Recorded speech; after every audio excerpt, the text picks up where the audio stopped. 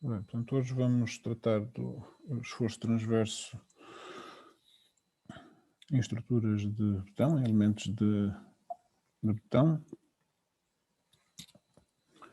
Vamos começar por ver o mecanismo de ruptura e comportamento elástico de uma viga sujeita a esforço transverso.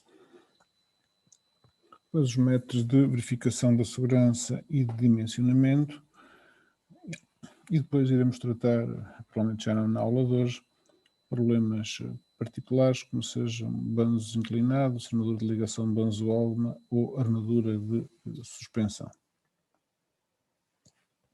Portanto, na imagem vocês veem uma viga com armadura de esforço transverso. Nós até aqui dimensionamos a armadura longitudinal, quer superior, quer inferior, e a armadura transversal é composta em geral por estribos, podem ser fechados, abertos, que são distribuídos ao longo da viga. A ruptura por esforço transverso é uma ruptura frágil, ou seja, sem aviso prévio, com pequenas deformações, e portanto isso é um motivo para termos particular cuidado com a questão do esforço transverso e com o dimensionamento ao esforço transverso. Temos aqui um exemplo de um ensaio de uma viga com ruptura por esforço transverso.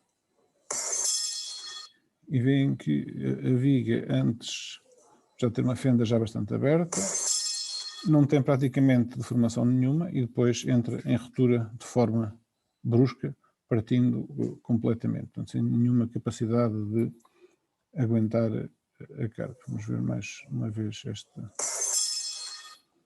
vídeo, portanto, que ilustra bem a forma da ruptura por esforço transverso. Embora sejam visíveis as fendas de grandes dimensões, a verdade é que a deformação da viga é relativamente diminuta, mesmo antes da ruptura. E depois a ruptura é esta ruptura frágil que vocês viram, brusca, em que há um colapso total da viga. Portanto, em termos do comportamento de uma viga, as fendas de flexão são fendas que são perpendiculares ao eixo da viga, uma vez que elas são dependentes de esforços normais. As fendas de esforço transverso são fendas que surgem na alma da viga e que são fendas inclinadas. E depois temos umas fendas como esta que está aqui em baixo, em que nós temos a junção das fendas de esforço transverso às fendas de flexão. Portanto, temos uma fenda que progride com esta forma. Inicialmente perpendicular ao eixo da viga, na zona inferior, e depois junta-se à fenda de esforço transverso e, portanto, vai encurvando e adquirindo esta característica típica das fendas de esforço transverso. Portanto, as fendas de flexão, tipicamente fendas perpendiculares ao eixo da viga, as fendas de esforço transverso na alma da viga e diagonais, e as fendas simultaneamente de flexão e de esforço transverso são fendas em que as fendas de flexão se uniram às de esforço transverso e, portanto, têm esta configuração, em geral, curva que vocês veem aqui na imagem. Em termos do comportamento elástico, vocês falaram nisto na resistência de materiais.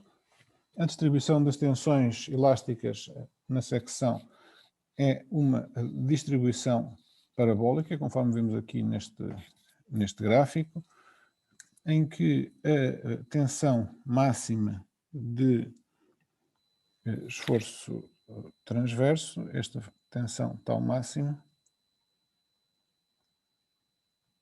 vale 1,5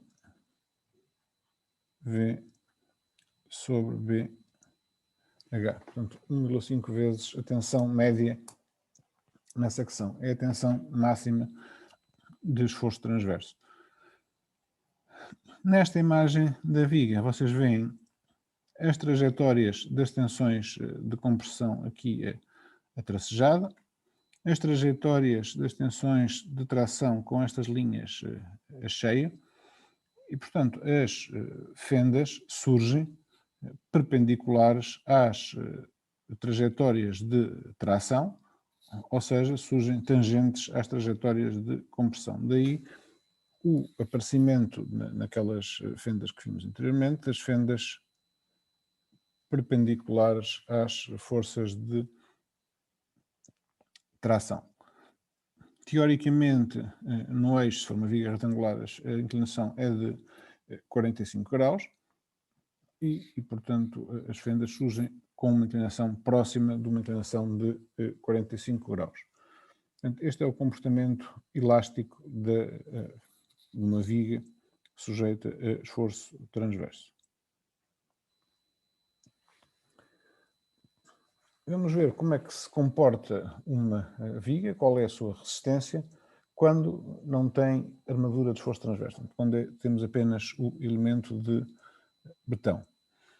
E podemos decompor a resistência da viga em três componentes distintas. Por um lado, a resistência ao corte do próprio betão, portanto, o betão em si tem uma resistência ao corte, não é uma resistência muito grande, mas enfim, tem alguma resistência. E depois os outros tipos de resistência. Temos que olhar em mais detalhe para a forma de tipo de ruptura das vigas quando não tem esforço, quando tem armadura de esforço transverso.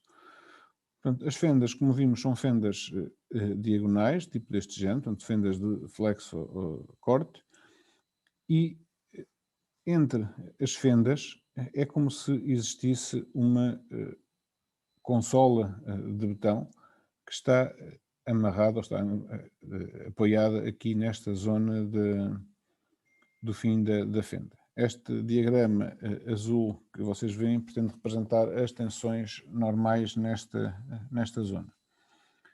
Ora, a resistência ao corte é assegurada por um lado, por este também, além da resistência ao corte do próprio betão, por este mecanismo de atrito entre estas duas faces da fenda, mecanismo este de atrito que é intensificado pela existência de agregados com grandes dimensões, portanto há um efeito de interbloqueamento ou de engrenagem entre os agregados, portanto é como se tivéssemos uma secção que é rugosa e do outro lado, devido aos agregados, as secções, portanto, quando deslizam uma sobre a outra, têm um efeito de engrenagem entre os agregados e que melhora a resistência do que se fosse uma superfície de ruptura lisa. E, por outro lado, há, na zona das armaduras de flexão, o chamado efeito de ferrolho ou efeito de cavilha, que tem a ver com a resistência ao corte da própria armadura longitudinal. Então, para que esta secção rompa, é necessário que a armadura também ela própria rompa. E a armadura tem uma determinada resistência ao corte, portanto, enquanto essa resistência ao corte puder ser mobilizada, temos um efeito adicional dessa armadura.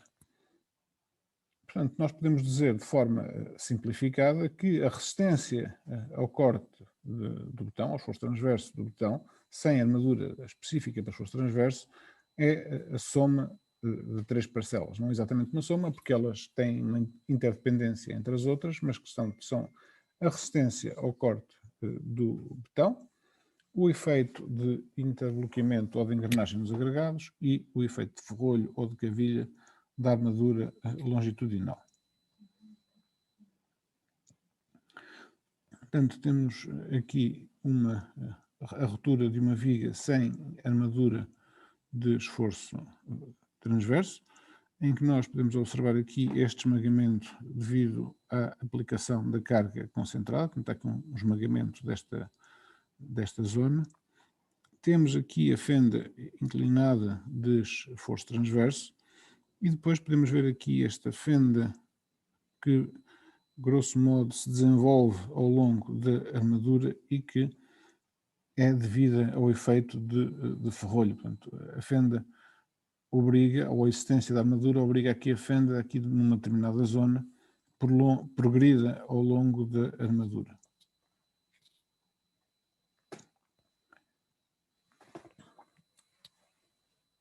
O Eurocódigo apresenta no capítulo 6 as expressões para o dimensionamento ao esforço transverso.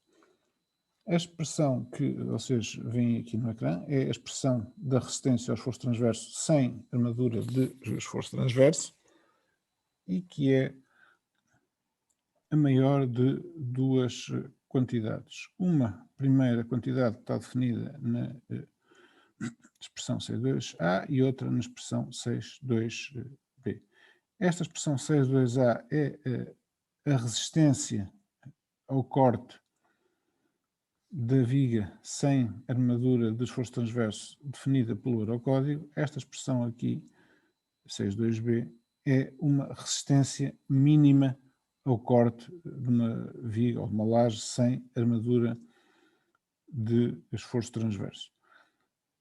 Nesta primeira parcela, nós conseguimos reconhecer os vários elementos que nós vimos anteriormente. Portanto, a expressão é 0,18 sobre gama C, K, sem ρL FCK elevado a 1/3 mais 0,15 sigma CP. E vamos ver então o que querem dizer estes elementos que estão aqui. Portanto, gama C é o coeficiente parcial do botão, portanto, de segurança, portanto, tem valor 1,5 para as ações persistentes e transitórias.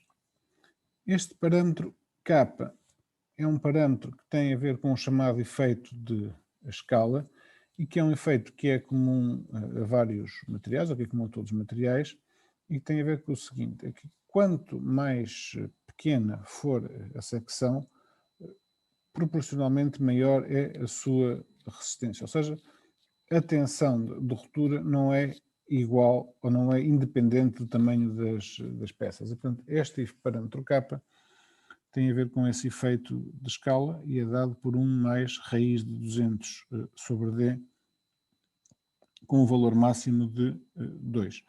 Chamar só a atenção que D nesta expressão está em milímetros. Aliás, estas expressões devem ter cuidado na sua aplicação porque elas têm unidades próprias e, portanto, não é irrelevante o tipo das unidades que entramos aqui. Temos que entrar aqui com as unidades certas, porque a expressão não é... depende das unidades que... Estes parâmetros dependem das unidades que estamos a considerar. FCK é a resistência, a característica do botão à compressão, como sabem, mas aqui entra com valor sempre em megapascais, portanto será 20, ou 25, ou 30, ou o que for. ρL é a quantidade de armadura na secção. E o ρL terá como limite máximo o valor de 0,02, ou seja, 2% de armadura, e apenas podemos considerar para efeitos de existência desta parcela a armadura que está efetivamente amarrada para além de uma distância D da secção em causa. Ou seja, se nós estivermos a considerar esta secção para o cálculo do esforço transverso, portanto, esta secção aqui, nós, para que esta armadura seja considerada, ela tem que se prolongar de uma distância D mais o comprimento de amarração. Só nesse caso é que esta armadura pode ser considerada em termos de resistência. Este parâmetro sigma CP tem a ver com a força ou a tensão de compressão na secção. Portanto, nas vigas, a menos que haja pré-esforço, este sigma CP será 0. No caso dos pilares, aí sim existe força de compressão, tensão de compressão, portanto, esta parcela deve ser considerada. Portanto, este valor que está aqui, que eu vou aqui marcar será a tensão resistente ao esforço transverso e este valor é dado em megapascal. Tá bem? Com as unidades que estão representadas, este valor vem em megapascal. Será a tensão resistente, se quiser, tal RDC. Para obtermos o esforço transverso resistente, temos que multiplicar por BW vezes D, em que BW é a largura da alma, em que a largura da alma será a largura mínima da alma. Portanto, no caso de uma viga em T, será a largura da alma se tiver espessura constante. Se a alma tiver espessura variável, será a largura calculada ao nível da armadura de tração. Portanto, esta é a expressão da armadura da tensão resistente ao esforço transverso sem armadura de ponçoamento, que por sua vez depois tem um valor mínimo que é dado por 0,035 K elevado a 3 meios, FCK elevado a 1 meio, mais 0,15 sigma CP, em que este K é o tal parâmetro de escala que já tínhamos visto anteriormente, e o FCK é a resistência do botão à compressão também em megapascal. Esta expressão é condicionante, este segundo termo é condicionante quando as armaduras são muito baixas, porque reparem que nesta primeira expressão, se a armadura, se o ROL for zero, portanto, se não tivermos armadura, nós teríamos uma resistência ao corte zero. O que não é verdade, uma vez que o botão em si tem ele próprio alguma resistência ao corte. Portanto, esta segunda parcela que está aqui, portanto, que corresponde ao esforço transverso mínimo, tem a ver precisamente com a resistência própria do botão ao esforço transverso. E vamos então, para começar, fazer um exercício que aplicamos esta forma. Queremos determinar o esforço transverso resistente sem armadura transversal de uma secção retangular de 30 por 55 centímetros quadrados, com um recobrimento mecânico de 5 centímetros.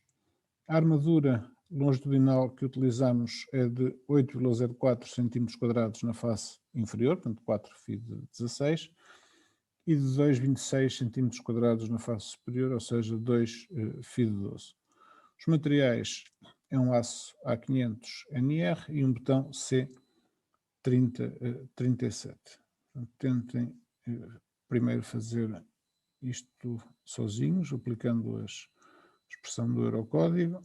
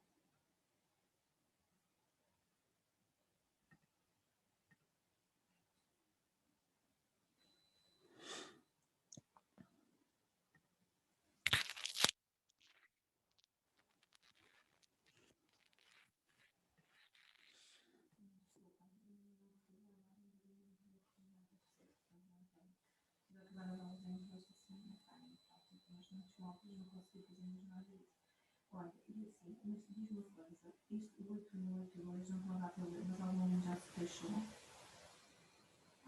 Pois. Mas isto foi uma questão que nós temos conversado em alguma coisa. Se é só ficarem, ou então arranjarem uma maneira, mas a minha ficar sozinha.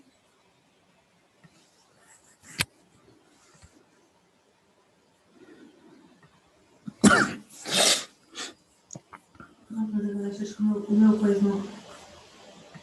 Mas achas que o meu e-mail não é claro?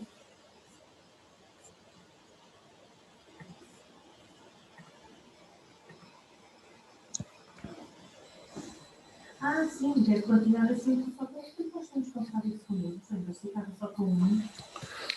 Portanto, Ah, eu tenho isto para mim, deve ficar só com um. Deve ficar só com um. Pronto. calcular a altura Era 8,5. útil Pronto, esse tem que ficar com. Não pode ficar com. será a altura total menos o recobrimento mecânico.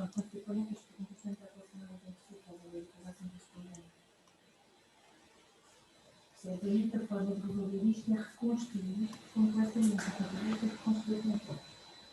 Há mais algum que tenha uma oportunidade de construir? Ou seja, são 0,5 metros,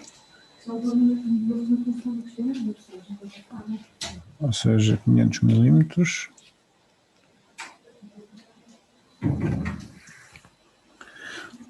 Portanto, temos que calcular o valor de kappa, que é 1 mais raiz de 200 sobre 500, não é?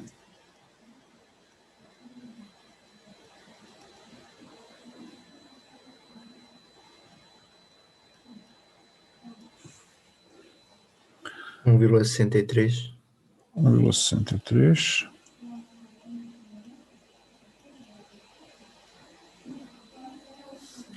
O coeficiente parcial de segurança do botão é 1,5. O ROL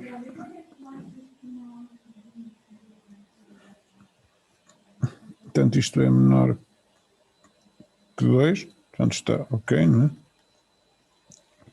Se for maior que 2, consideramos 2, obviamente. Portanto, o ROL será 8,04 a dividir por 30 a dividir por 50.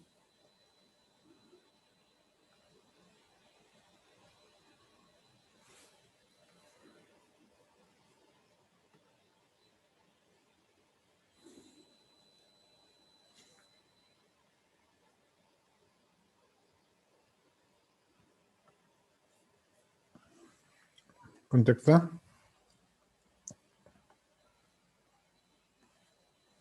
0,005.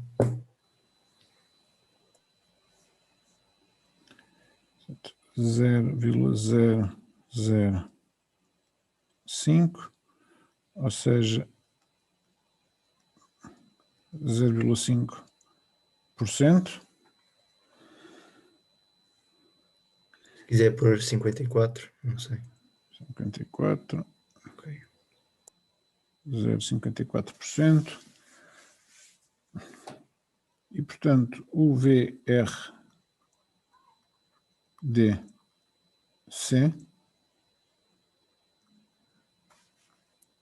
vale... Eu vou fazer as expressões de forma separada, portanto vale 0,18 sobre 1,5 vezes 1,63 vezes 100 vezes ROL, portanto dá estes 0,54, certo? Mas vamos escrever aqui, para não haver dúvidas. 100 vezes 0,054 vezes o FCK, que é 30, elevado a... quanto é que é? 1/3. 1/3. 1/3. Para pormos isto está megapascal, portanto para passarmos para quilonewtons, vou multiplicar por 1000 vezes o B, que é 0,3 vezes o D, que é 0,5. E isto dá...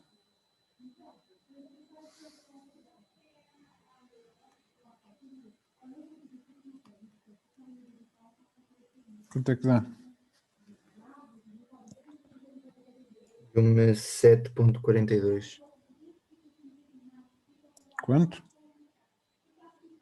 7.42 ou 74.2? Sim, 74.2. Enganei-me aqui. Falta um 0. 74,2 kN e o V mínimo é 0,0035 vezes K elevado a 1.5, não é?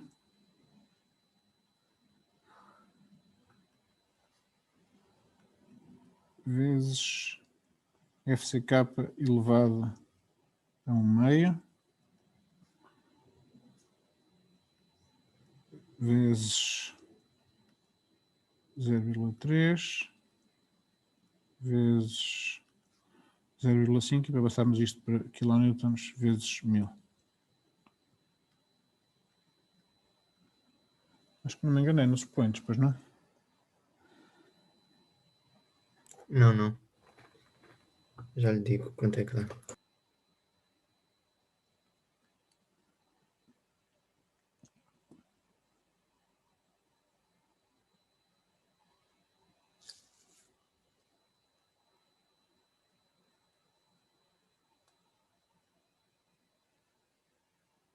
Deu-me 5,98. Deve dar 59,8. Estou sempre a fazer o mesmo erro, então. Eu não sei se os zeros têm ali um zero a mais também. Tem um zero a mais, tem. É 0,035, desculpem. Ok.